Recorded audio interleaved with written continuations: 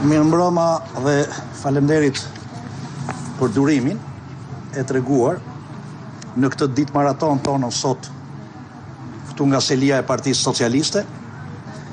Skuadra jonë në Lezhë do të ketë 9 emra kandidatësh. Do ta kryesoj unë këtë skuadër për zgjedhjet e 11 majit.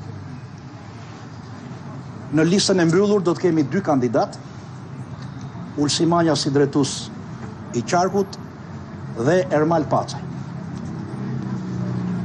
Në listën e hapur, sigurisht kemi 7 kandidat të tjerë që të gjithë prurje të reja kandidojnë për herë të parë në siglën e Partisë Socialiste. Më i vjetri në këtë listë sigurisht jam unë, sepse mosha mesatare e kandidatëve të skuadrës tonë përfaqësuese në qarkun e Lezhës është rreth 38 vjeç, u kam rritur unë pak fakt moshën, si më i vjetri, dhe më i riu është 26 vjeç. Është një listë përfaqësuese, reflekton profesionet ndryshme, eksperiencat ndryshme, por dhe është një listë përfaqësuese për të 3 bashkitë e qarkut, në Lezhë, në Kurbin dhe në Mirdit.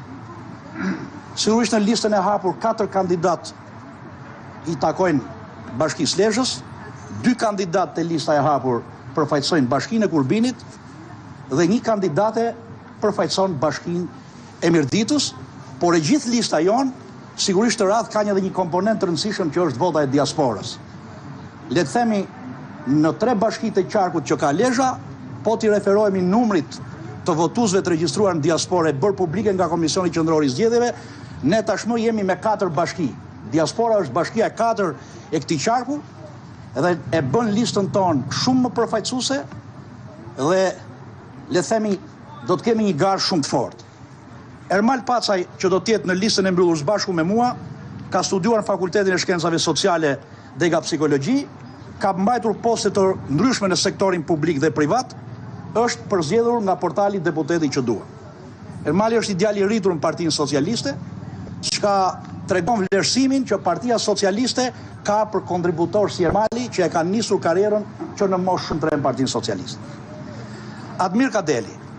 Sigurisht Admir Kadeli është me profesion ekonomist, financbank, është i angazhuar në sektorin privat, edhe Admiri është marrë nga portali Deputeti që duam dhe le të themi ata që e njohin Admir Kadelin, Admiri është djalë që ka kontribuar familjarisht, por dhe personalisht në Partinë Socialiste dhe le të themi është vlerë e kësaj liste. Andon Gjoni, sigurisht është i diplomuar për informatikë ekonomike, është njohës i mirë sektorit financiar dhe IT-s, edhe ky është kandidat nga portali Deputeti që duam dhe është prurje e re për Partinë Socialiste, 26 vjeç. Andoni është më i riu në listën tonë. Vim me Klotilda Ndrecën, ka mbaruar Fakultetin e Shkencave Sociale në Universitetin Luigjë Gurakuqi, nga portali Deputeti që duam, ka punuar në sektorin publik dhe privat, le të themi kandidon rishtas në listën tonë dhe është rikthyer familjarisht në Lezhë për të vazhduar kontributin për Lezhën, por edhe për Partinë Socialiste. Erion Markaj do të përfaqësoj Bashkinë e Kurbinit, është i diplomuar në Fakultetin e Drejtësisë dhe Ekonomisë, sigurisht ka një kombinim përvoje nga në sektorin publik dhe sektorin privat, edhe Erion Markaj vjen nga portali Deputeti që duam, kandidon për herë të parë për Partinë Socialiste në Kurbin.